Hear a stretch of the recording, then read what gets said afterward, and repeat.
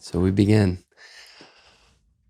On the way over here, I was trying to figure out, like the intros for me are so challenging. Yeah. And, I'm riding over here and listening to the East Forest music for mushrooms and just feeling so at peace in this medium, in doing the podcast. Because there's been times when I've been a little bit disconnected from it. Is this the right thing? Just the questioning. And coming over here and to sit down with you today, like, just felt so connected to why I'm doing this. And it's to share what I've learned, bring on people who I've learned from. And what's amazing, I think, today is you and I've spent very little time together. But from the moment I met you, there's a warmth and a tenderness and a love that I felt for you that is really hard to explain. Likewise.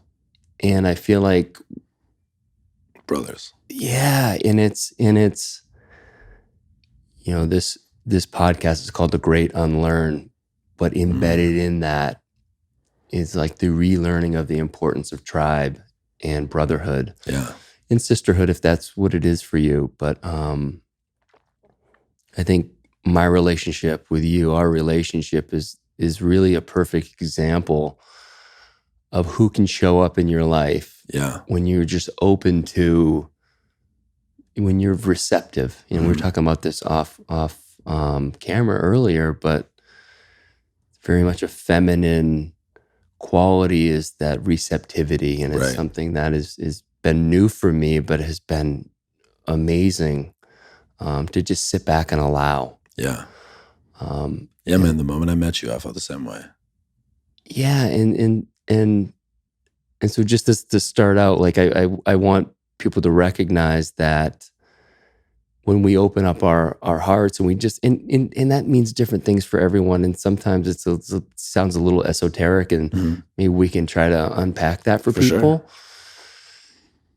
But I think for men especially, and it can happen for women, but we do want to do things, and we want to be the ones initiating in that receptivity, the allowing, the witnessing, seeing people for who they are and what they offer can be challenging. And it's again one of the things in the past couple of years that has really opened up for me. Yeah.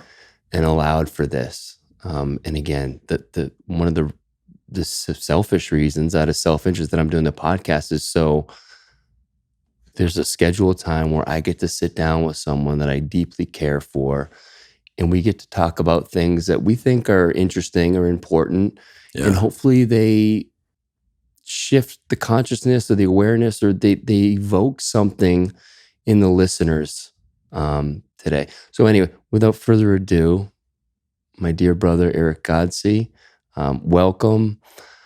I guess we can start on anything, but for sure. Let's just give people a little bit of your background as you've been on this earth, what growing up was like, and kind of, yeah. I love how you ended up at Honest, so don't skip that part. Yeah. So whatever you feel called to share.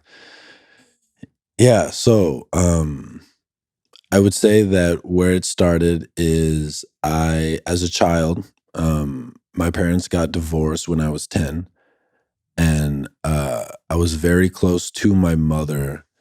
Honestly, wasn't that close to my father. The story he was given by culture is the way to be a good dad is to work all the time, provide for your family financially, make sure that they're safe, and then that's it. And that's what he did, and he did a good job at that. But I read Iron John last year, and it really connected me. Yeah, it really connected me to the knowing, to be able to finally admit that I didn't have that fatherly mana, like the the energetic bread that they talk about in the Bible from a father figure growing up. And that's something that I sought out as a teenager through mentors and books and stuff. But um, I was always super interested in psychology and mythology as a kid. I remember I started reading Greek mythology when I was in like third grade, and my parents just started to give me a bunch of books because they saw that I was interested. And then puberty started, and I stopped reading books, and it was just about playing basketball and trying to sleep with girls. And I did that for a while. And then I tore my rotator cuff when I was a junior in high school. And before the torn rotator cuff, my only dream in life was to be a professional basketball player. And I was just good enough and just naive enough to really allow that to be a dream that I thought was possible. And um, I remember like the first game I tried to come back from my torn rotator cuff. It was just not it was a very tough night. Like my body was like, no, we're not ready. And I remember coming home after the game crying, and somehow my mom was taking a philosophy class for an online college degree that she was trying to get. And she shared the Allegory of the Cave by Plato. And I think I was a junior. And that changed the course of my life. And very quickly, the ego that had developed to be the best basketball player quickly moved into, I'm going to be the greatest philosopher ever. And Can you just unpack, in a nutshell, For the sure. allegory of the cave? yeah, so the Allegory of the Cave is, it's regarded as one of the seminal pieces of philosophy in Western culture. And it's this story that Plato shares in his book, The Republic, where he tries to lay out like what the perfect society would look like. And this is a story about education. And essentially, there's a cave where there's a couple of people chained and they're facing a cave wall. And behind them is an elevated platform with a fire on it. And there's like this pathway between the fire and the elevated platform that's behind them where people will walk with all sorts of things. And the people chained only see the shadows on the wall. And, their entire life, that's all they've known. And they believe that the shadows on the wall is the real world. One of the men's chains break at some point, and he stumbles out of the cave into the sunlight. And he sees the sun for the first time. He sees trees and grass and flowers.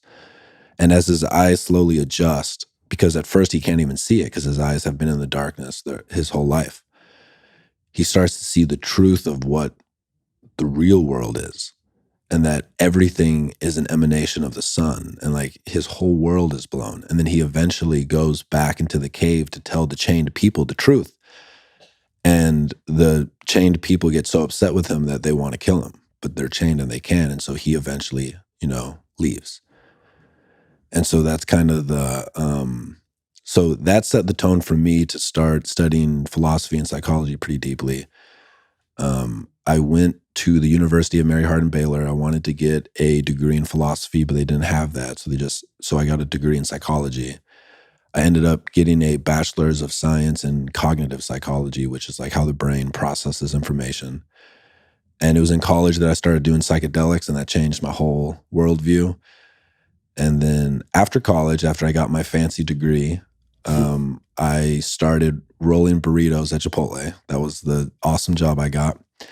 And that showed me pretty early that I needed to create my own path if I wanted to do what I wanted to do in the world. And so I read The 4-Hour Workweek by Tim Ferriss like 4 times, started a blog, started writing trip reports. Like that's kind of how this all started. Explain for people what trip reports are, please. So I read a book in college called Pikal, which is Phenylethylamines I Know and Love, written by Sasha Shulgin and his wife. And he was a chemist that created over like 400 different derivatives of psychedelics. And what he would do is he would invite his friends over. They would all take the psychedelic together, and he would ask them all to basically write about their experience because he was creating new chemicals and he wanted to know what they did. And that inspired me. So once I started doing psychedelics, it's almost like I was a journalist of my own experience. And so whenever I would do a psychedelic experience, I would then write about it. Like I was telling myself the story of what happened. And I just started to post that online. Nobody looked at anything I wrote for over a year. You know, it was just me doing what felt right. And I eventually got a job as a call center manager for an insurance company, which I finessed in a way where I worked from home. I worked like 10 hours a day, but all I had to do was monitor a chat room. And so I would read and work on my website the whole time I was at work. So of course, eventually I got fired. Yep.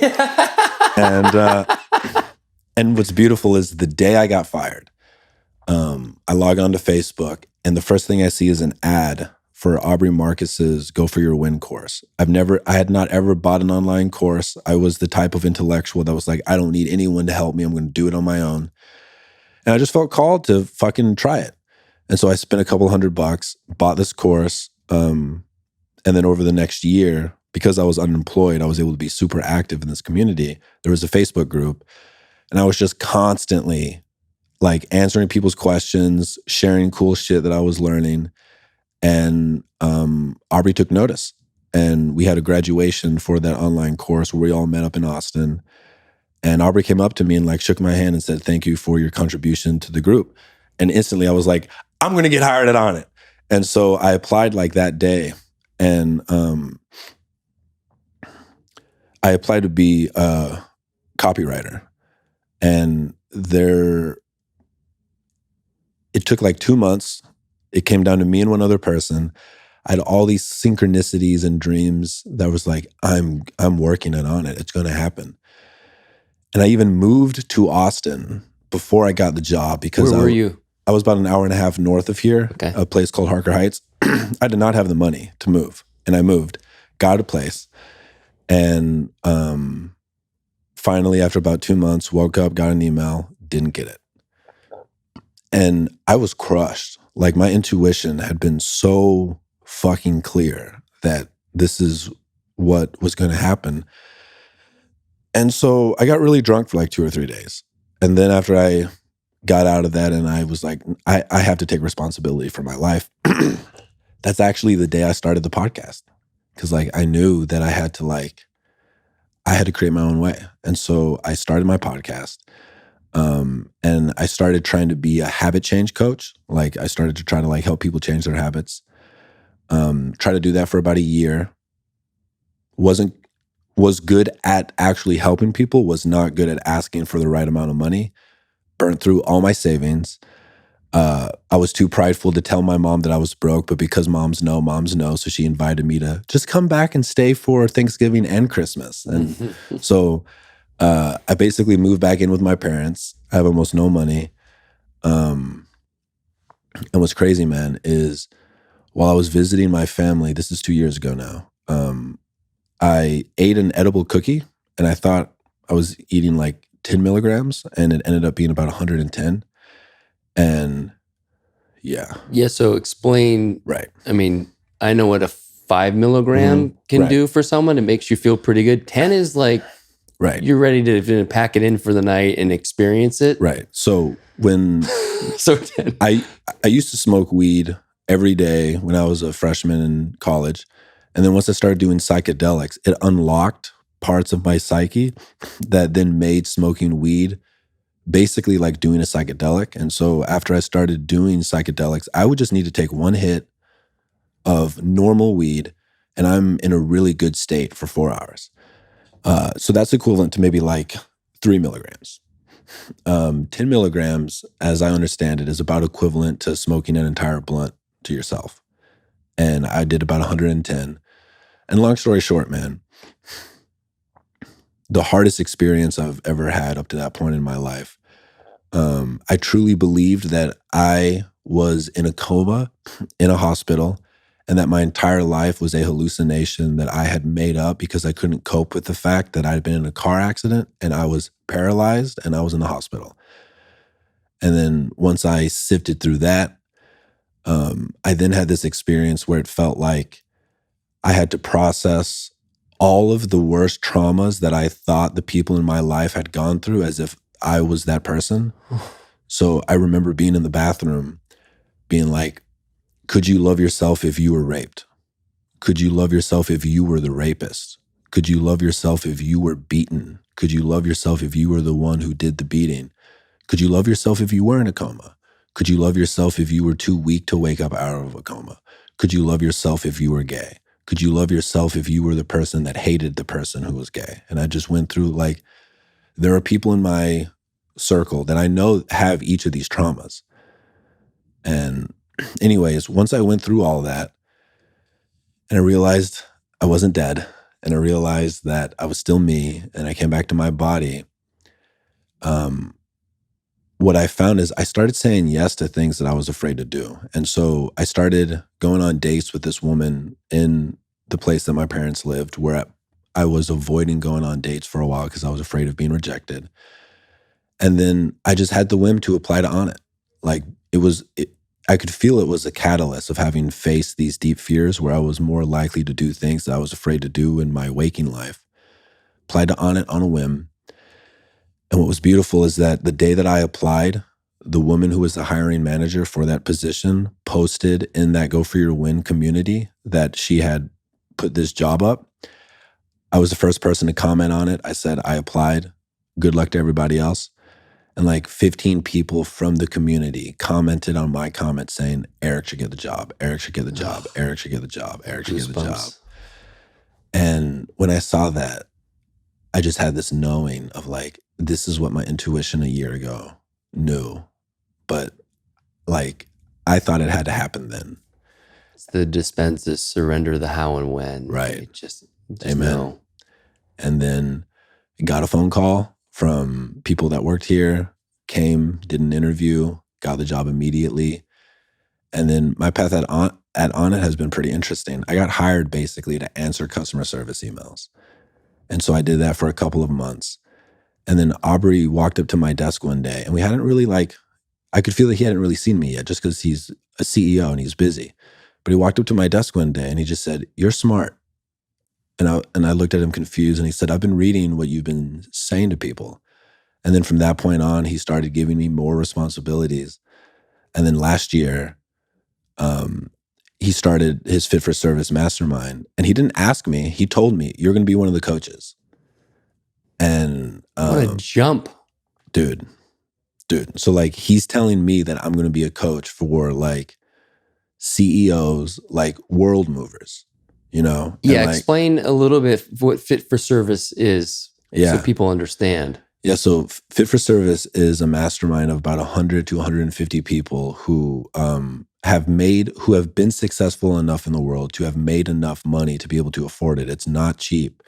And these are people who like are at the highest levels, you know, like who are doing amazing things in the world. And Aubrey tells me, you're going to be the mindset coach. Like you're going to be the psychology person for this group. And he started to put me on his podcast and they ended up being some of the most viewed podcasts he's ever done. And my life since then has basically been this whirlwind of just putting down all my stories about why I should be small and showing up again and again. And, you know, we met through the podcast, you know, or like that's how we first connected. And and just so everyone knows, I listened to your podcast on Kyle Kingsbury's podcast. I was traveling and I was so moved by, it was probably the first 20, 25 minutes that I texted Kyle, I said, I need to know this guy. That was our connection. Yeah. And I was just so drawn to, I guess, the way you speak your truth. And I mean, the knowledge too is really like, it's a bit intoxicating because I think you're able to articulate things that are really challenging and, you know, can be esoteric for people. Yeah. And I think that's one of your gifts is to really unpackage these things for people. And the way you and Kyle were riffing was like, oh my gosh, like I you know, and Kyle obviously is such a close brother of mine. He's like, absolutely, brother, you're in. Yeah. So anyway, that's how we met through the podcast. But go ahead. Yeah. And starting to work here has forced me to show up and to grow at a rate that I couldn't imagine. And I'm at a point in my life where I really feel like I'm beginning to truly step into who I know I am, and just trying to serve the collective as effectively and lovingly to myself and to the collective as I possibly can. And constantly, man, uh, I will cry driving home just thinking about, like, I truly feel like I'm in my dream life. I feel that I have shown up, that I have faced a lot of the fears that I've had as a boy. And I see the effect that I'm having on the people that know me. And it's just beautiful, and I'm so grateful. What I there's a lot that I love about what you said, but just those tears of gratitude. It's something that I hadn't experienced for so many years. I didn't know what that was, and there will be times when I will just spontaneously cry, and it's out of just deep gratitude or some Yes. grace that someone has extended me. And it's just it's for me, it's becoming connected to who I am versus looking for the external validation and Right. looking around, am I okay? It's like Yeah. knowing that I'm okay, and then having a moment of grace where it's like, oh my gosh, that is just, it's a visceral response. Absolutely. Like today, like you can kind of hear that I have a cold. And I felt myself this morning when I was getting out of bed, getting ready to come to work, that I was just focused on how I didn't feel good. And I just took a moment and I just started to say out loud to myself, like, I live in this beautiful house. I have these beautiful roommates that I love and they feel like brothers. I have a body that is so strong and doing its best to heal. I have a car. I have this opportunity to come to a work that is truly meaningful. I have so many people that love me and support me. Like, I'm so grateful. And I had to say that out loud because I was, in my feels. Like, men, when we get sick, it's so easy for us just to devolve into boyhood. Buckle. Yeah. Big time. And there's the funny thing about the things that are going right is that the way our conscious mind has evolved to operate is that if it goes right, it means that we don't have to give it attention because it doesn't need to be fixed. Our default is to only pay attention to the things that need to be fixed because one of the evolutionary rules that we run on is to conserve energy. And so it's a waste of energy to try to solve something that's working.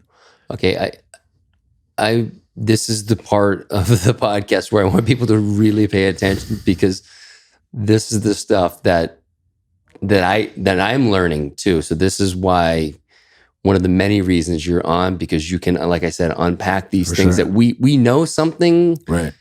we don't understand the structure and Right. so Yeah. pay attention, folks. So we come into the world with evolutionary programmings about how our meat suit wants to operate. And one of our core programs is to conserve energy.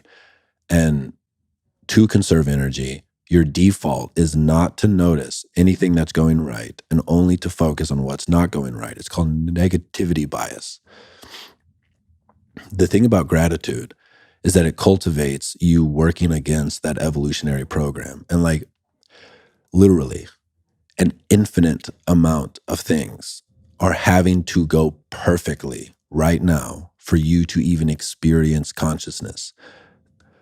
So many things in outer space, the laws of nature have to be just right in order for there to even be matter. There's an infinite amount of processes that are going on on Earth to allow you to not be dead right now. There's an infinite amount of chemical and energetic processes happening in your body right now for you to even be conscious. And there are so many things in your life that are going perfectly that you don't notice.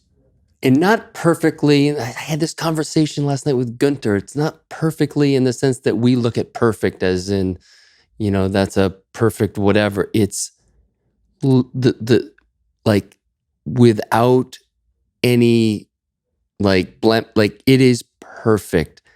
Like we can't even understand how perfect that is. It's that perfect. Like there's a symphony of perfection that has to happen in order for you even to feel sad or to feel angry or to feel overwhelmed. And, you know, the beautiful thing about having a conscious gratitude practice is just to remind you, like, you are supported by 10 billion hands in every moment, you know? That's beautiful. It brings up something, and I got this from, I want to say it was when David Nurse was on Kyle's podcast, but he has a picture of himself as a child.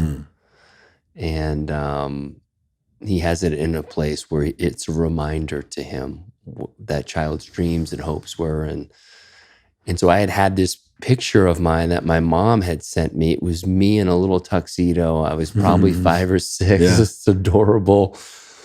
In the same frame. It's been in this frame for 40 years. And I had it kind of stashed away in the house, and I just brought it out and I put it on my altar as a reminder, like, don't forget, you know, the hopes and dreams of that little child.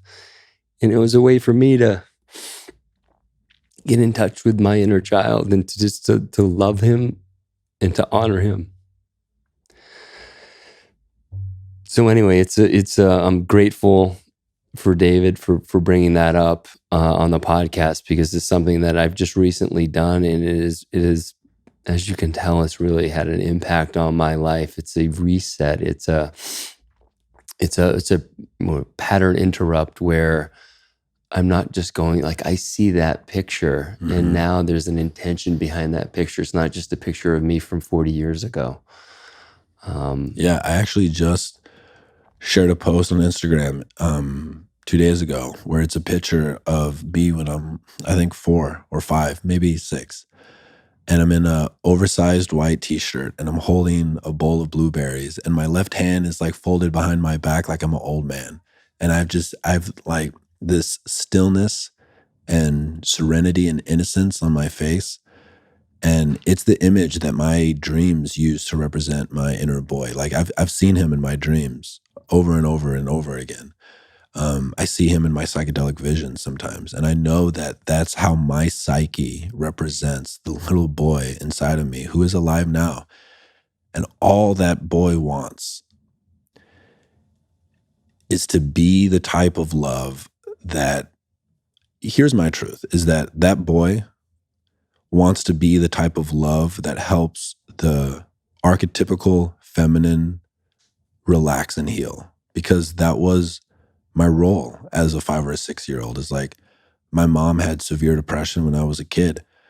And very early I learned, like, if I act a certain way or if I say a certain thing, mom's happy, you know? And that is a programming, but I know that at the core of what I am, there's this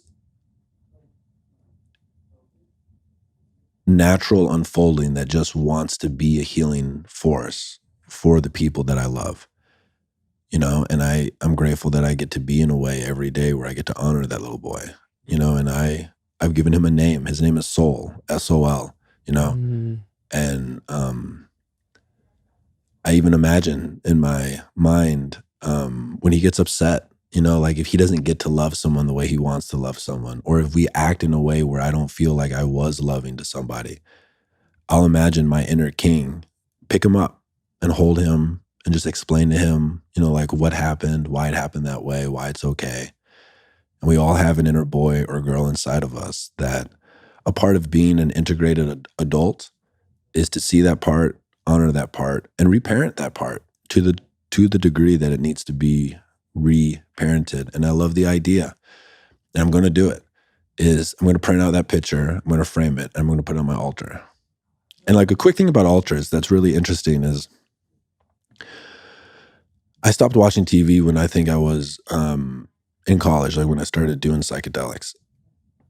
But I didn't reorganize my room in a way where the central focus, which if you think about most people's lives, the altar of their home is a television. Wow. And that instead of using the altar as a way to mold the life they want, they're allowing corporations to program them. It's their altar. And in my room now, like even the structure of homes has it to where the bed would logically go, they have all the outlets across from the bed. Fuck, dude. Because this is blowing my mind. Because they just assume that that's where the TV goes. But now where the TV is implied to be by the architecture of the room, I have my altar. And I sit at my altar every morning and every night. And it's my portal to my God, to my specific God. I'm not trying to make anyone else connect or be with this God. This is my connection to the divine. And I have all these beautiful objects on the table. I have a tapestry that every single time I look at it, my vision starts to wave and morph like I'm on mushrooms. And like I just look at it and I tell the intentions of the day to my God. And I think that if you want an intentional life, like your altar needs to be a place that allows you to imagine your future as opposed to having it told to you by people who aren't you, you know? Like I have a TV downstairs for sure. And I'll go and I'll engage with a movie if I want to. But like in my room, no TV, I have my altar. Well, there's a couple things there. I'd love for you to talk to the different parts within us, the different archetypes, sure. and the interplay there, because I think that's really powerful. But also talk a little bit more about the statement you just said, and it's about kind of owning who you are in your divinity, in your spirituality, rather than just listening to someone tell you what it should be. Right. There are, there's a benefit to learning what other people's for sure versions are, right. But and try those on, but take the parts and only the parts that really resonate and sit well with you. And I think we've talked about this, but we're indoctrinated into these different systems from a very young age. For sure. Religion is obviously one of them. And it has to be that way when you're a child. Like you have to have some structure in order not to die. And so let's talk a little bit about what that may look like for someone. One of the some of the listeners who are maybe feeling there's a lack of congruency with their spiritual practice right now, and it's maybe based upon how they were brought up. Yeah. So how do you unlock that? You're gonna die. And when you die, everyone has to die alone. And you're going to die, your death experience is going to be between you and your psyche. It's coming for all of us. And to cultivate a connection to divinity is essentially to cultivate a connection to the only thing that will be with you when you die. So one way to break this apart is most people think that the totality of what they are is their conscious mind. They think, I am the thing that thinks, I am the thing that responds to my name, I am the thing that makes the choices. The most cursory adventure into psychology will show you that that's just not the case. And the model of psychology that I resonate with the most is Jungian psychology. And the way that he maps the conscious mind, or the psyche, which is the totality of what you are, is you have your ego. That's your conscious mind. That's like 1% of what you are. And then you have your subconscious mind, which, for example, if you're in a room of 20 people and you're having a conversation with one person, if someone says your name on the other side of the room, you instantly hear it. And what that shows you is that there's a part of your mind that is aware of the entire room. But because we have this evolutionary program to conserve energy, it automatically blocks out all that it doesn't think is important. And so you ignore 99% of what you're aware of because it's not deemed important by your internal psychic structures, which can be altered, and that's a whole other story. And that's like maybe 9% of what you are. So that's 10% so far. Then you have an unconscious mind, which are all the things that you don't have conscious access to. all the processes in your body happening right now are being controlled by some part of your psyche. Like the trillions of cellular division and all the chemical processes happening in your body is being conducted by some type of intelligence. That's like 40% of what you are. And then Jung has this idea that there's a collective unconscious, which is shared by all conscious beings on the planet. And that part gets harder to describe, but essentially, you could think of that as the totality of the psyche. So you have your conscious mind, your subconscious mind, your personal unconscious, and then the collective unconscious. When you die, when you're in the death experience, that's all you have is your psyche. No one can die with you.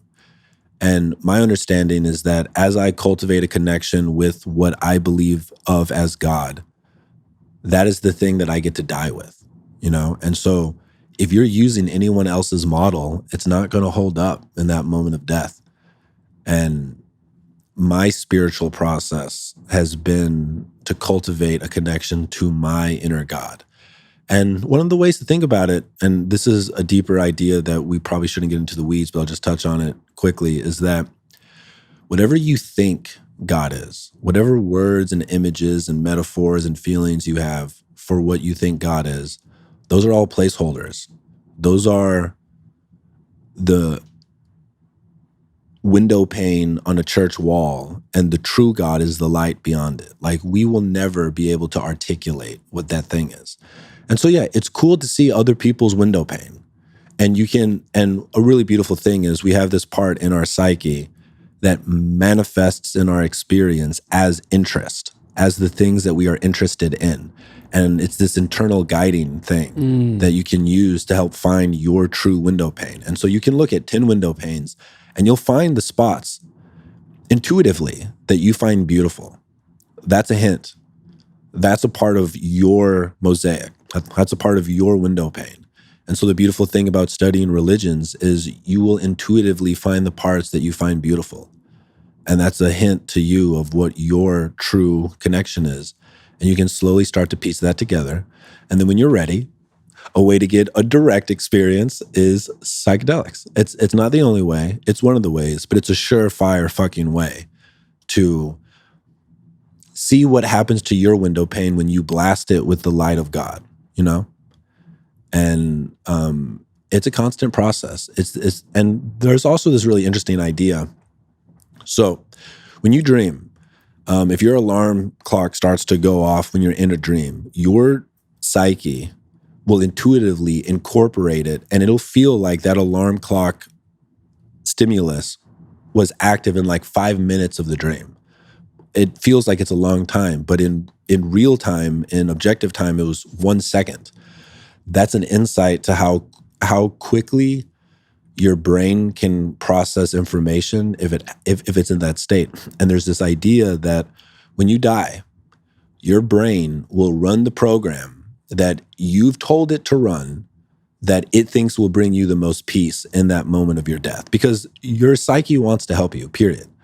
And so there's this idea that like you'll experience your idea of the afterlife at your moment of death, and it will feel like years or aeons, but really in objective time, it might be half an hour. But your brain will run the program that it thinks you want to soothe you. And so if your program is that you're an atheist, it'll give you blackness. If your program is that you haven't done what you were supposed to do, so you should be in hell, it might give you that experience. If your program is God is all love, everything is accepted, it's white permeating light that fills your body with bliss, that might be what your brain gives you. And so on a really practical level, maybe you're responsible for the experience you get when you die. And using anyone else's window pane feels like one of the deepest disservices that we get as a human, which is we all have the task and the opportunity and the invitation to create our connection with the divine. Yeah, that's beautiful. It's a very connected place to come from versus adopting someone else's version. Yeah. And again, like when you're a baby, you don't have the mental structures to create your window pane. You have to take on someone else's to even get through the first 15 years of your life. That's okay.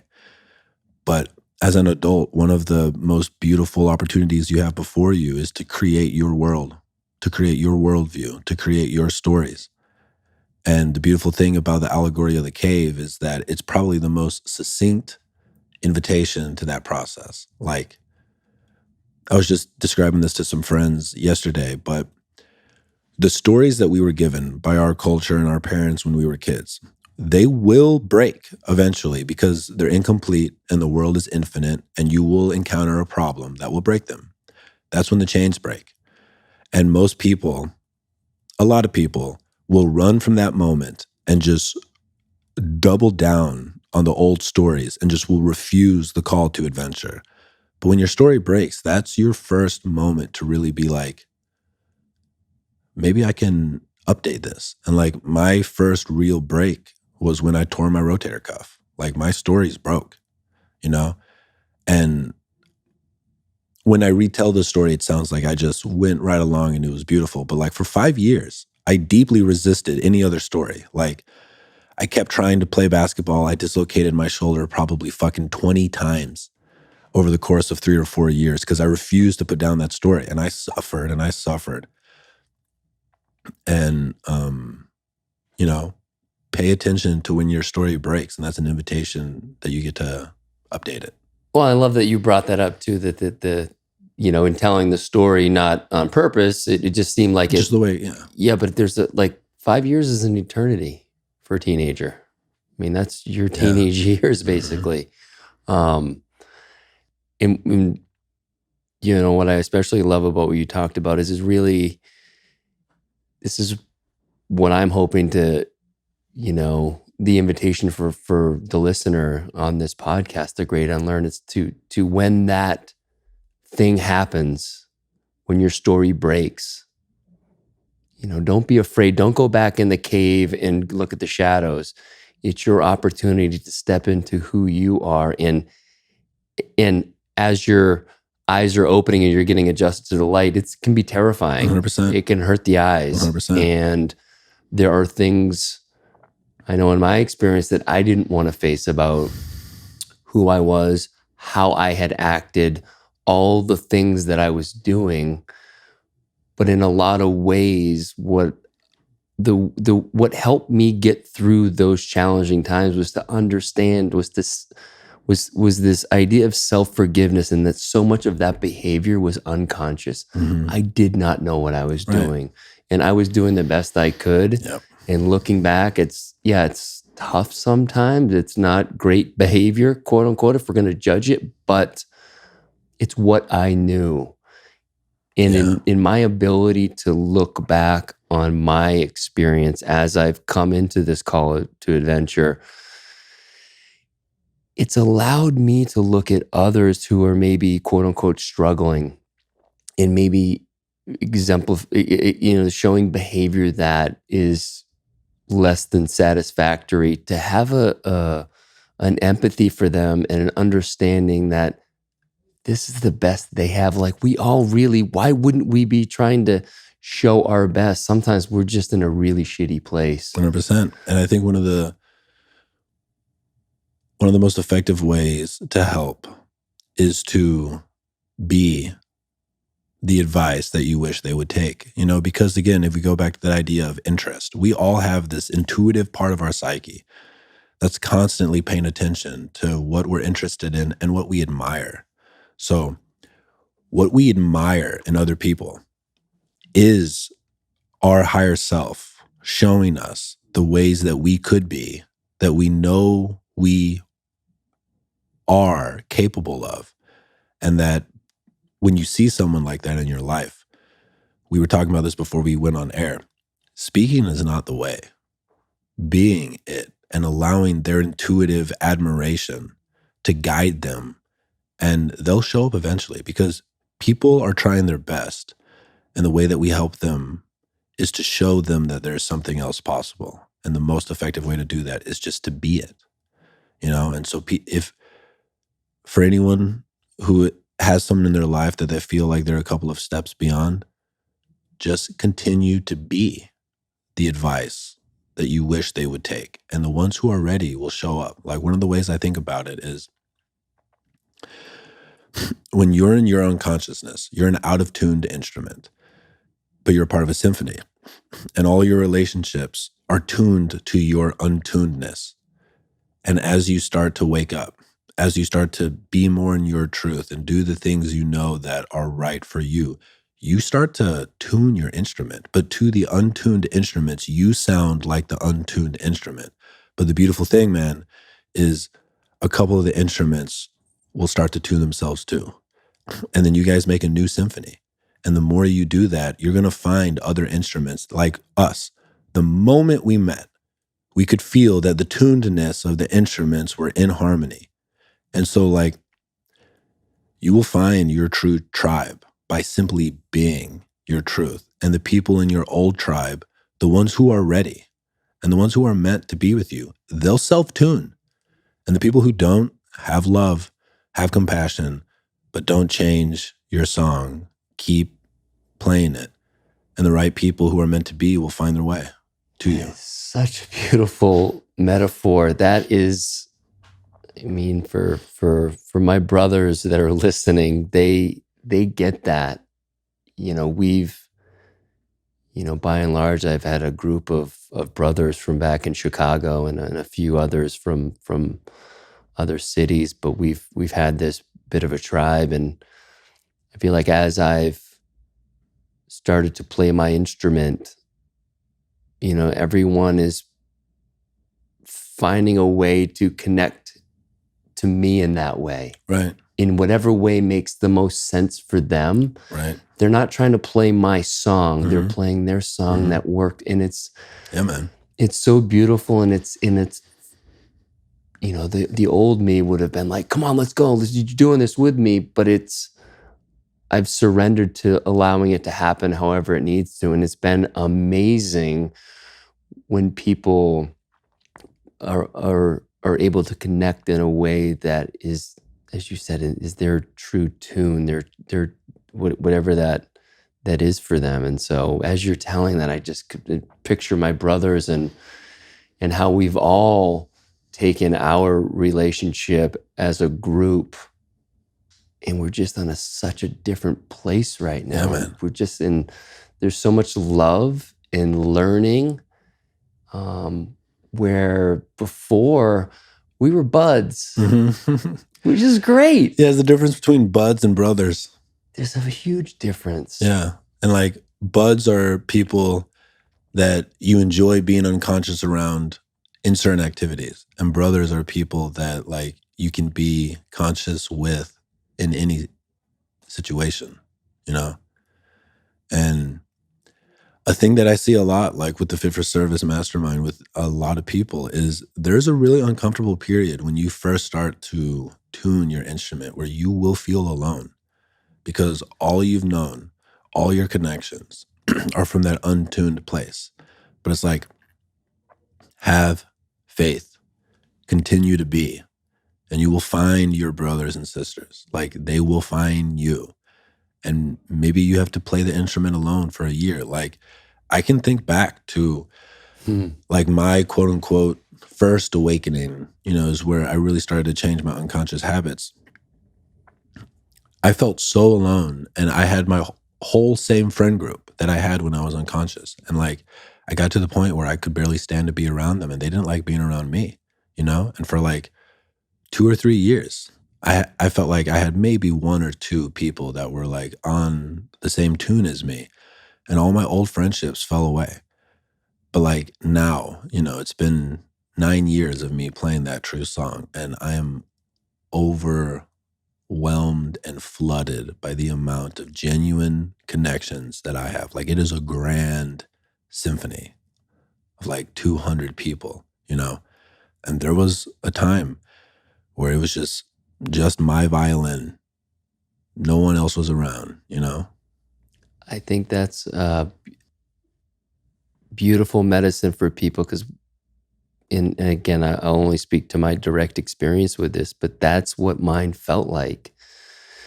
Back in the fall of 2017, I had my kind of big awakening, and it was part because I was at the Las Vegas shooting, and soon after that, I had my first psychedelic experience that really opened me up to kind of what was going on with me. And over the next year or so, I felt largely alone. I was dedicated to the work of fixing myself or understanding myself and unpacking that. But my closest friends, in my opinion, didn't understand. Now, I've come to realize that they had a deep love for me and were concerned that I For was going to sure. be taken My advantage friends were of, concerned too. right? Like because they know that, there are times when I wasn't as discerning as I am today, and ripe for taking my good nature and for abuse, right? And so I deeply resonate with that experience of just, there was a deep knowing that I had to do this. And what was interesting is I had a personal reading with Paul Selig around that time. And so Paul is a medium who speaks to his guides and can really, actually he's going to be on the podcast in a couple of days. Beautiful. Yeah. And so I really want to share his work with the listener. And I'll link to that in the show notes, but suffice it to say that Paul speaks to some guides that can speak to your higher self and what is kind of happening. And one of the things he said to me, or his guides said to me, when I was in that experience of feeling like and I told him, I said, I'm okay with this, but no one else is okay with this. But I feel like I'm doing the right thing. And he used this example of, you basically have this box of ideas of who you are, and that box got upset and turned over, and there's nothing left. And so the things are going to start to come back into that box, and there's only going to be a few of them. And those are the important things. Yeah. And so he's like, listen, you're going to be learning a lot of stuff. There's only a few things that you really need to take on. He said, but also there's going to come a time, and it was actually this past September's when the guide said, this past September, when it's like you've been out in the water for a long time, and you're going to wash up on the shore, and you're going to be exhausted but relieved, and you're going to be surrounded by your people. And I've just felt this connectedness to who I am and my mission and what I'm supposed to be doing here. And I felt that those people that have been either new to this tribe or have been along for a long time, they're all showing up in a particular way that I know who my people are. Yeah. And it's beautiful. It's it's as if, it's very much played out, as the guides would say.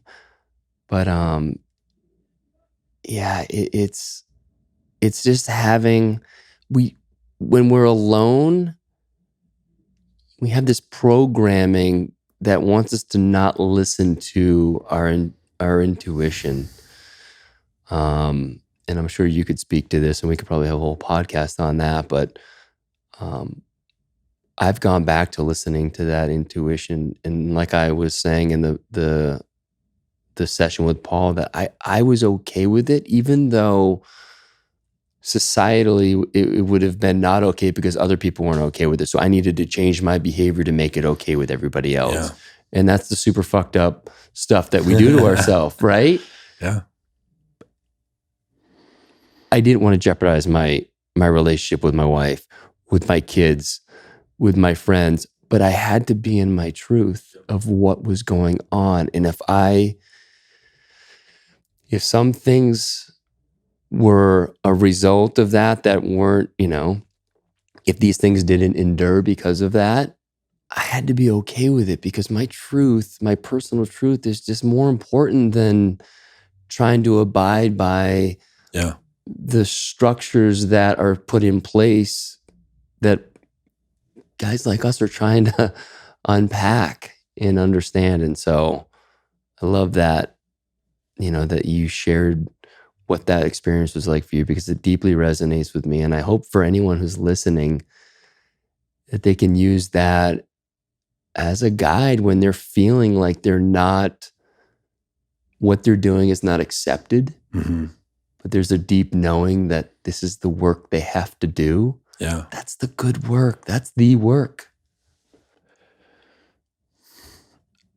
One of my favorite metaphors from Jung is that the human psyche is like a seed. It's like an acorn. And the acorn, in some level, knows that it's meant to be an oak tree. And it will use whatever it can in the soil to alchemize energy to grow into an oak tree. And we each have this in us. We have a knowing of who and what we are meant to be.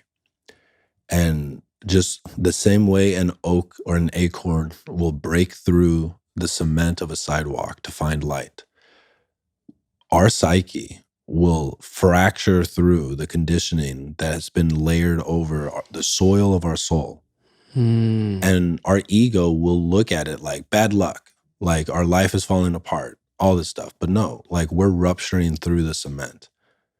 And when we say your truth, on one level, like we all have that whisper inside of us that you could call your conscience or your soul or your intuition, whatever you want to call it. And it's beckoning you to the light. And the more that you answer its call, the louder it gets. Like it grows with you. And sometimes it's wrong in the sense that it thinks you have to go do A. And then you go do A and you realize that A wasn't right. But that is exactly the path, the route needed to go to then make the correction. And so when we talk about speaking and acting your truth, essentially what it is you're answering the call of that whisper over and over and over again. And it's having the faith that there is a force inside of you that is so much larger and smarter than your conscious mind that is guiding you towards manifesting the oak tree. And there will be points where the root is alone wedged between two cement blocks, but you'll always have that whisper. And it's why stillness practices are so big. Like whatever your stillness practice is, and that could be journaling or meditating or walking in nature or dancing, chanting, singing, playing music, whatever it is, we all have access to that whisper when we can get still. It is always here. And the more you say yes to it, the more you're going to find that you get closer and closer to experiencing grace in your life because you're living your quote unquote truth, I feel called to start talking about the archetypes. Awesome. Before you do that, before we got on, I told Erick that I don't have a copy of this book for him, but I was called to bring it today. It's called The Lion Tracker's Guide to Life by Boyd Vardy. And I've given it out to several of my friends. And I went on retreat in July of 2019 with Boyd. And it was quite a transformational experience for me. And it was an experience where I had never felt as connected to who I am in my truth as I had while I was there. And so the book came out, and I loved the book, but I didn't know if it would connect with my people as much as it did with me, because I actually experienced Boyd's medicine in person. Well, it's been in the reception from my brothers has been incredible. And so I happened to look over it this morning, and something you just said was a thing that I had marked in here. And you said going down the kind of the wrong path in a sense. And he says, as paradoxical as it sounds, going down a path and not finding a track is part of finding the track. The path of not here is part of the path of here. Amen. And there's so much fucking wisdom in this book, and I will link to it in the show notes. Everyone needs to go out and buy themselves a copy. If you're a close friend of mine, you already have one. And if you're a close friend and don't have one, my apologies. I'll get you one. It's in the mail. But I just wanted to share that medicine because of what you spoke with. But anyway, I'd love to unpack those archetypes. Yeah. So this is one of my favorite things to talk about. This is something that people always ask me about, and it's something that whenever I read about it, it just lights me up. So in Jungian psychology, just like animals have instincts. Like, for example, you can breed chickens in a cage for 4 to 5 or 6 generations where they never see a hawk. And then if you get the outline of a bird and you fly it over where they are nesting, the chickens, they will instinctually run for cover. And it's because it's ingrained in their being that when they have the experience of that shape above them, that it's danger, and they run. And so there's this idea in Jungian psychology called archetypes, which are primordial images or patterns of experience that we have evolved to anticipate and then react to. And those are the archetypes. And one way to think about them is that they're pre-programmed categories of being that we've evolved to anticipate. And so there's a great book called King, Warrior, Magician, Lover, which is one of my favorite books of all time. And they say their hypothesis, and there's an infinite plethora of archetypes and how you can weave them, and it's fun and you can play with it. But they say that the 4 fundamental archetypes of the male psyche are the king, the warrior, the magician, and the lover. And you can look to mythology. It's in all mythology. Like every culture has their version of the king, of the warrior, of the magician, and the lover. And to be what I would call like a chief, is to integrate the 4 archetypes. And so the king is the thing that organizes. It's the thing that runs everything. It's also the thing that uses the word to bless. Like one of the mythological motifs of a king is that he could bless his people and his land through the word. The warrior is the thing that's probably most leaned on in our culture by men, and it's the one that's overemphasized to the point of being in the shadow. So every archetype has its shadow aspect. So like the shadow of the king is the tyrant. It's the man that overbears his will to order in a way that stultifies and kills the life around him. Then there's the warrior. And the warrior is the thing in you that's brave. It's the thing in you that goes forward and does the things that you're afraid to do.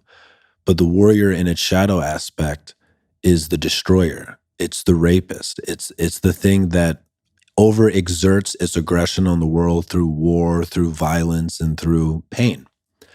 Then there's the magician. The magician is the thing that manifests your mental life into the physical world. It's the thing that's creative. It's the thing that casts spells.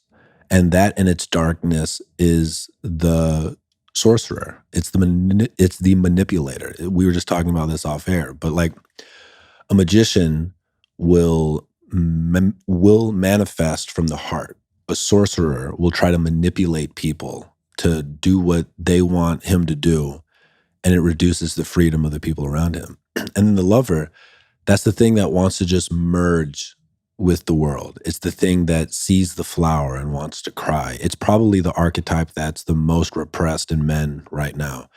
It's the thing that just wants to love and to merge. And it's your connection to divinity is the lover. And the shadow aspect of the lover is I forget the word that they use for it, but it's the part of you that has no boundaries. It's the part of you that won't enforce any boundaries at all. It's the part of you that wants to give up all responsibility and just run into the world and just dance and frolic and not take any responsibility for improving the world. And all of these archetypes have pros and cons, and they need to be balanced. And I have this inner landscape where I imagine a throne room, and I have a very distinct image of each of these archetypes, and I'll talk to them.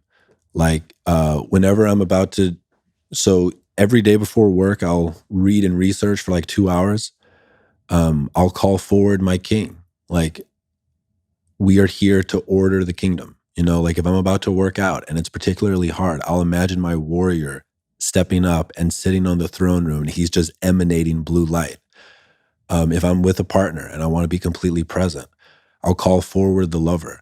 And my lover, like the archetype inside of me for my lover is actually a female. It's this woman in like a golden dress who's just dancing. And she's just, everything's a dance. And I'll call her forward. And when I want to be creative, I'll call forward the magician. When I enter into ceremony with like mushrooms or something, I'll call forward the magician. Also, what's beautiful is outside of those 4 main ones, you know, you have the archetype of the inner boy or girl, you know, like the child inside of you. We all have the archetype of that thing in us that's just terrified. I call it Smeagol. You know, it's just the part that's just constantly in fear. And what's really interesting is like these archetypes in my life have transformed because I've built a relationship with them in my psyche. And like Smeagol for a long time was Smeagol. So he was this ugly thing in the corner, just always like in fear. And he's recently transformed into a dog. And what that for me represents is I don't condemn him anymore. He's a dog. He barks. I love the dog. I feed the dog. I know that it's there to protect me, but he's kind of stupid, you know? And he'll bark at everything. But it's transformed from judgment to like, I hear you. I understand you. You can sit, you know? And I think that so the idea in Jungian psychology, like the highest goal is to what he calls the individuation process. And it's the idea of you have to make all these parts of you conscious, and then you have to integrate them in a way where they are in balance. And it's a constant process of becoming aware of these parts inside of me and trying to be the king and allow them to interact with each other in a way that is for the good of the entire kingdom. And I really think that, especially as a man, but it's for men and women, everything your consciousness touches is your kingdom. Everything your consciousness touches is your responsibility. Your role in this life, my role that I've taken responsibility for in this life is to be a good conscious king to everything my consciousness touches. And as my consciousness touches new things, new archetypes will pop up. Like in my romantic relationships, I have a couple of archetypes that pop up. One is Don Quixote, is what I call him. And he's the part that wants to save the woman, you know? And I love calling him Don Quixote because it's a fruitless thing. Like, women are not your windmills to go slay because you want to fight dragons. It's not the path, brother. And then I also have an archetype that I call Samson, which comes from the Bible. And he's the part of me that thinks that women will betray you and hurt you. And so he's the one, my unconscious attachment style is avoidant. And so he's the one that will be like, don't trust. And he wants to weave stories about like, oh, you know, don't open your heart to that person, blah, blah, blah, blah, blah, blah. And then the other big archetype for me in relationships is my inner boy. And there's a part of my inner boy that wants my lover to be my mommy, you know? And when I'm in relationships with a woman that I deeply care about, those are the 3 that I really have to pay attention to that can act up. And I have to use the king and the lover and the warrior and the magician to kind of keep them stable, you know? And then when you're in the throes of perfect love, you're just in your lover, you know, and you're just merging into them. It sounds like a lot of work. I mean, good God. Yeah, man. You know, but the fact of the matter is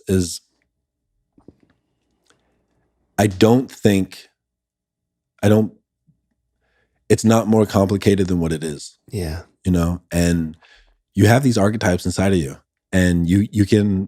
There's a great quote by Gurdjieff, and it's man is not singular, man is legion.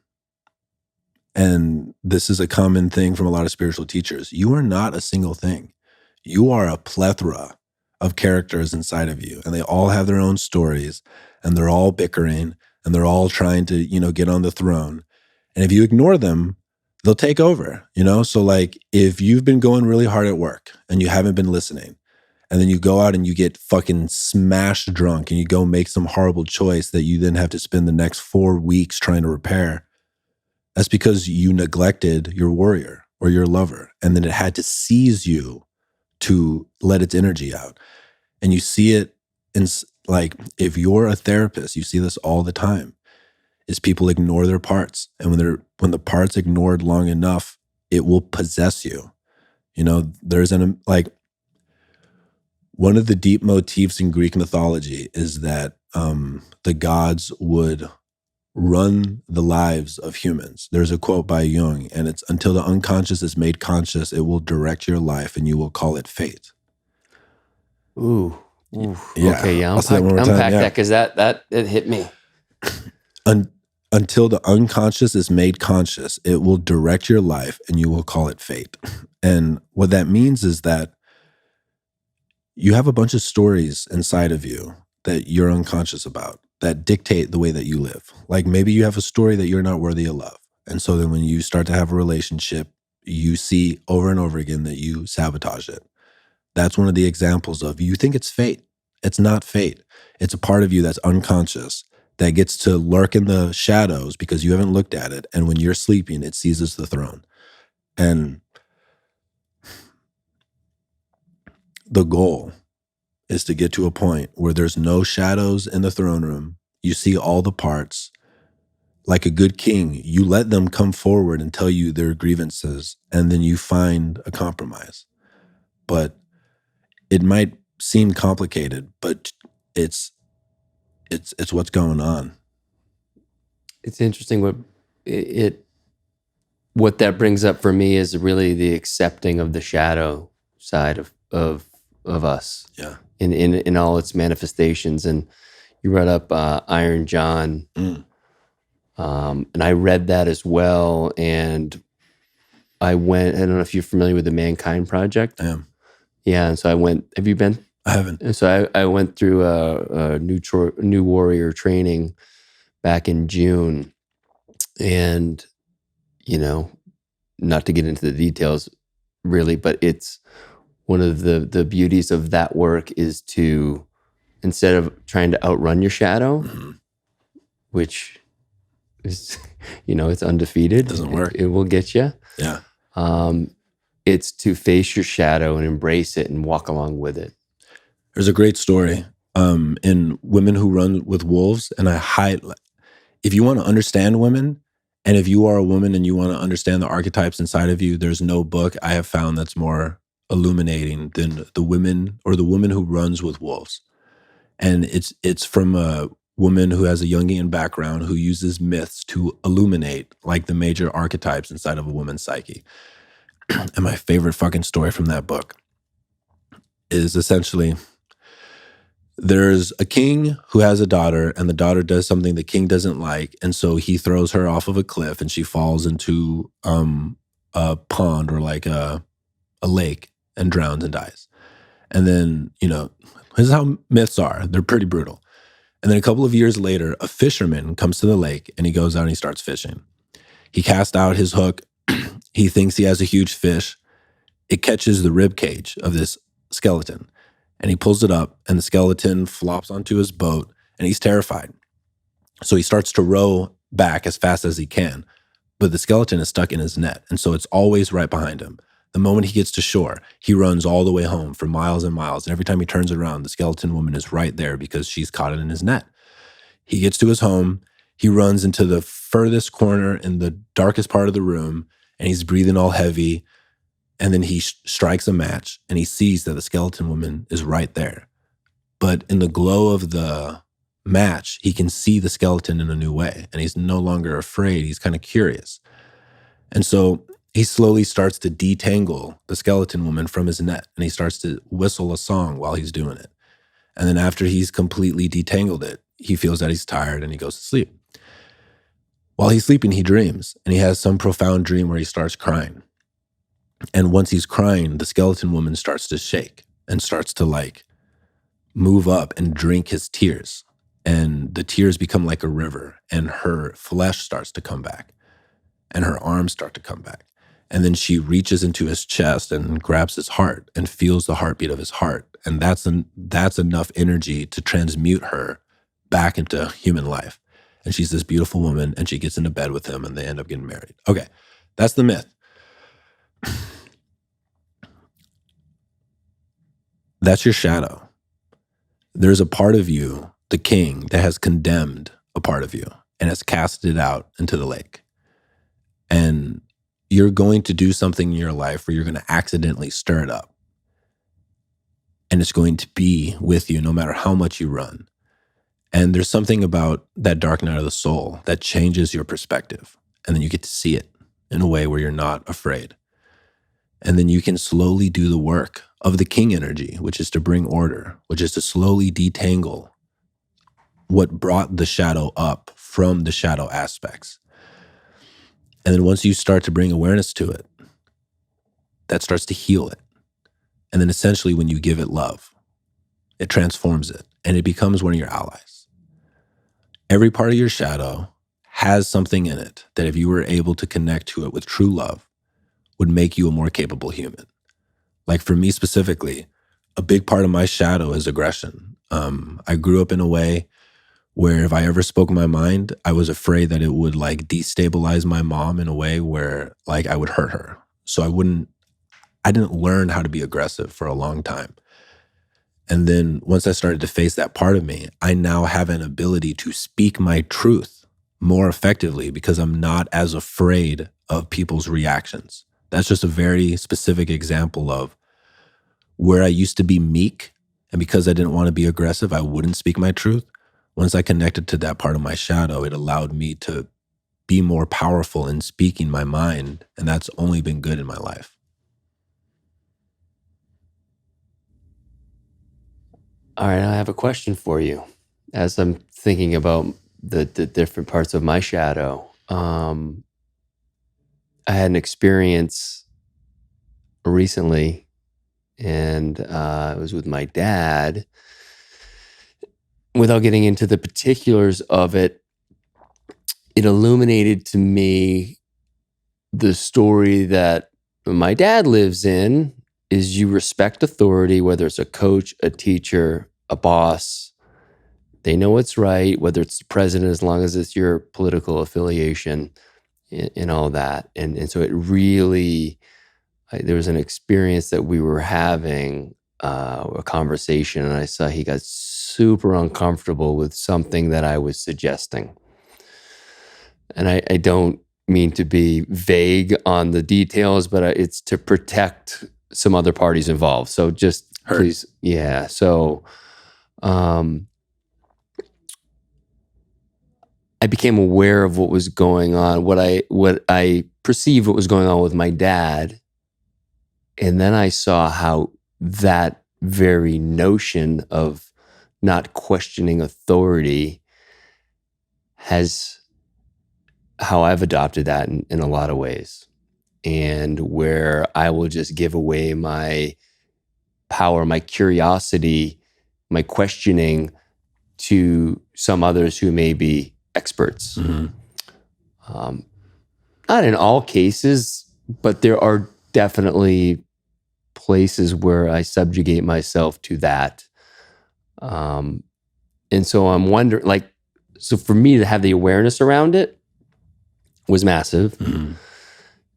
And now it's a matter of recognizing when I'm believing that story, when there's a situation of someone who I hold in regard as an expert or someone knowledgeable, for me to step up and actually question them, and not necessarily, I'm not saying confront them, but just be curious and be okay with that. And so as I'm really starting to play with this, like how do as I present that to you, what comes up for you? Yeah. And kind of the way that I approach conversations, where I feel like really what the conversation is, and this sounds like what that conversation is like, is there are people who are not at a point where they're trying to update their map. They simply want you to hear their map. They don't want to fucking change their map. They don't want to hear your map. They just want you to hear their map. And what I do in situations like that is like the Socratic Method, which is essentially like, I'm just going to ask them questions about their map until they're exhausted or they fall over. Because, so let's say that the conversation was about how Trump is right. And most people's opinion about anything is one quasi-fact deep.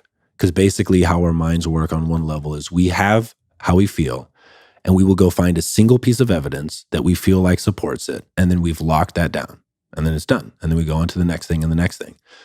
So if someone is telling me about how Trump is right or about how Trump is wrong, I'll ask them like, for example, what got you interested in studying this? And then they'll say what they say. And then I'll ask them like, where did you go find why you believe that? And then they'll say, and then I'll ask them, how do you fact check when you find the thing that you find? You know, and like, it's an energetic thing. I'm not trying to get you. Like, I'm really trying to learn how you put your map together. And what I find is that most people, like, it breaks the it breaks the game that people are so used to playing when this is my map, that they kind of don't know what to do, you know? And then the conversation quickly, so whenever we're talking about politics, whenever we're talking about something where we have a strong opinion, if you play the game that I'm suggesting, it almost always gets to how they feel. And then you can have a true conversation, because like all you actually know is how you feel about shit. Like, we have no idea what's going on in this tribe on the other part of the world. Like, we don't know. But what I can have a real conversation with you about is how you feel about what's going on. Like, oh, are you feel fear? Like, what are your personal practices to sit with fear? You know, like, and that's a real conversation. Or not sit with fear. Right. Yeah, right. 100%. And so like in my life, most of the people around me have learned this just by being around me, but like, it's almost impossible to talk to me about politics or about something where you're appealing to someone else's ideas, because it's not interesting and it's not a real conversation. It's this game that we've learned. So there's a type of psychology called Transactional Psychology, which is amazing. And it's this idea that we play all these games to pass time to avoid intimacy. And one of the pastimes that people play is politics. But it's a way to be around people that you're close to in a way that's not intimate because you're afraid to be intimate. And the like transactional psychology, kind of what it teaches you is how to break these games to actually be intimate, you know? And so my family has learned not to talk to me about politics, but like, but if it does happen, I'm going to break the game, because I don't care what you think about a thing that neither of us know almost anything about. You know, but almost fucking everything that people argue about is just that thing. So I love that you're talking about this. This is so right. And so it's like finding the ways to genuinely ask the questions that bring it home to the truth. And the truth is like, you're afraid because you don't feel safe, you know? And then it's like, you can have a real conversation once you get to how they feel. Dude, that oh gosh. It brings up a lot for me, because it's for one thing, I don't generally like going out to parties and gatherings, whether it's school functions or whatever, because I hate small talk. Okay, and I think you're speaking to this is because there's a lack of intimate. I feel like I'm wasting time. And I'd rather be at home with my wife or my kids actually having an experience. Yeah. I don't want to, and one of the things I've recognized is there are social constructs that say that you should be going to these things. And so I've said, fuck all that. I don't believe that anymore, which has been, as you know, it's quite liberating when you start to see the bullshit behind all that. But I love this idea of questioning. It's the gentle questioning. It's tender. You're trying to get where we can really speak on a soul level about whatever it is, because, and I don't know where this comes from besides the way we were brought up, but there's this idea that everything's binary. And I know that for me, I did well in school, but I did particularly well in math and science. Answers. I could get concrete answers. And so living in this kind of binary world and then like specializing in this thing that really there was a right answer and a wrong answer. I spent so much of my life in that kind of mindset, in that game, that as, I turned 46 and these things start to blow up for me, it is uncomforting because all the things I thought I knew weren't true. They were just opinions. And fortunately, I had the scaffolding, the support of people who have gone through it, been going through it, like Kyle and other people of our tribe, that let me know that it's all good. Just go figure it out and you're fine. And it allowed me to let go of a lot of things that I had held on to as my beliefs that weren't my beliefs. Yeah, for sure. They were someone else's and they weren't really beliefs. They were just opinions. And they were things that, they were doing the best they could, but that was the shitty programming they got. And it comes back to this core law of human nature is to conserve energy. And what people will do whenever they're talking about something like politics is they're showing you their crayon drawing and they're saying, this is the world. And like, as a psychologist, I'm personally fascinated by, like, I want to know what they're like. If I'm with someone and I know that the conversation's only going to be small talk, I'm still fascinated because like every person I meet is teaching me more about the human psyche. And so when I'm in this small talk, like I want to know about their drawing. I want to know what crayons they used. I want to know how long they've worked on it. I want to know how close they think it is to the real thing.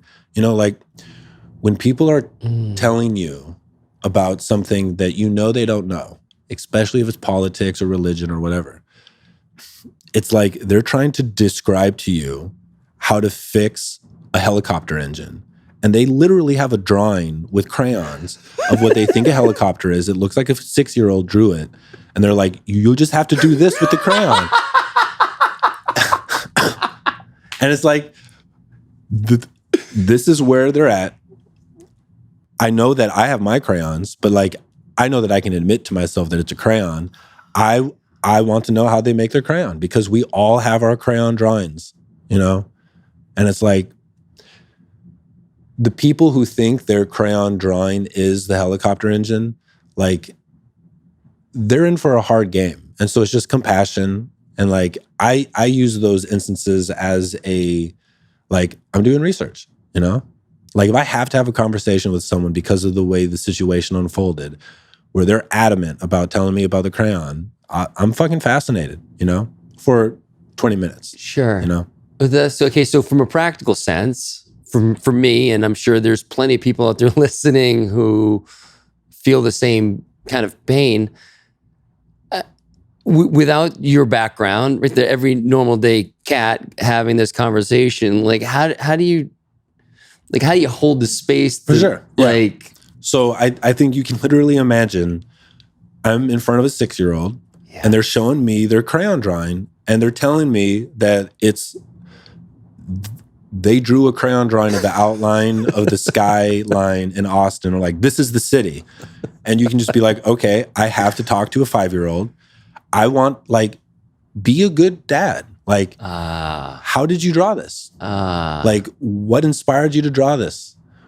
How do you feel now that you've drawn it? what advice would you give to me for how to draw? And just like, they're a 5-year-old, you know? And like, just try to, a really beautiful thing, and it's why questions are so endlessly deep and fascinating, is that everyone wants to suffer less. And so when someone is showing you a stupid fucking drawing, if you ask the right questions, you can make them a better artist. You know, like if you ask the right question, like, how do you know when you've squiggled outside of the lines? What do you do when you can feel that? Like I'm so not invested in what they think is right about like what's happening with the world. I'm more curious with, in this 20 minutes that I'm with them, can I ask a question that will make them better at drawing? You know? That's beautiful. And I love the image of the dad.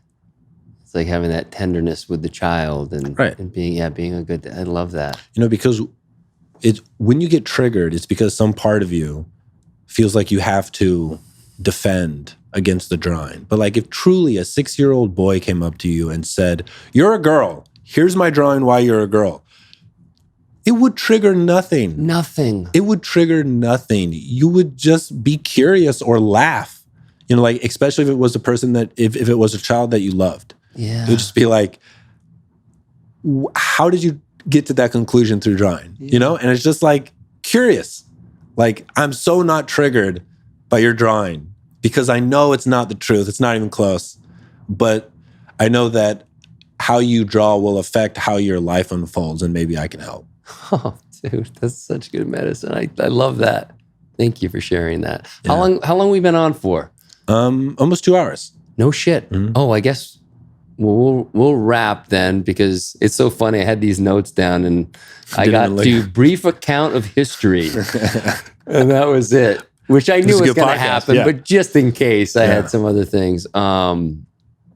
Okay, where can people find you? And we'll link to it in the show notes, but please. I have a podcast called The Myths That Make Us, and it's all about helping people in real time kind of uncover what their story is. It's one of my favorite things to do in the world. My Instagram is my main platform. It's Erick Godsey. So just ErickGodsey. And then I write a weekly newsletter where I just share like the dopest shit I found that week. And you can get on it at erickgodsey.com. And that's basically it. Awesome. Man, I love you, brother. This was amazing. Thank I love you too, so man. much. Yeah, thank you. I can't wait for the next one. Absolutely.